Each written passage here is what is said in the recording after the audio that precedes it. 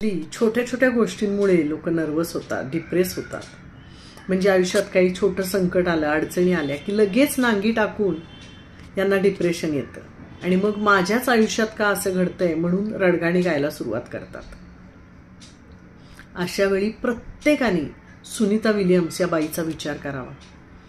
8 दिवसासाठी म्हणून अंतराळात गेलेली ही बाई चक्क 8.5-9 महिने अंतराळात अडकली. विचार करून बघा, आयुष्याची शाश्वती नाही, पुन्हा पृथ्वीवर येऊ की नाही याची गॅरंटी नाही, आपल्या लाडक्या माणसांना भेटू की नाही याची गॅरंटी नाही. काय विचार केले असतील तिने आणि कसे काढले असतील ते दिवस.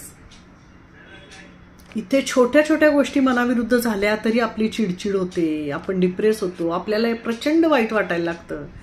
त्या बाईंनी केवढं धैर्य बाळगलं असेल, केवढा संयम बाळगला असेल, केवढी नितांत श्रद्धा असेल परमेश्वरावर, की या सगळ्यामुळे ती पुन्हा पृथ्वीवर परत आली. तिने धैर्याचा इतिहास रचला.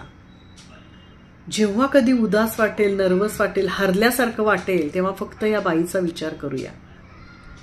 स्वतःच्या अंगी संयम, धैर्य आणि परमेश्वरावर श्रद्धा, या 3 गोष्टी असतील ना तर अगदी इतिहास नाही पण आयुष्य छान जगू शकतो आपण, विना तक्रार, डिप्रेस वगैरे न होता.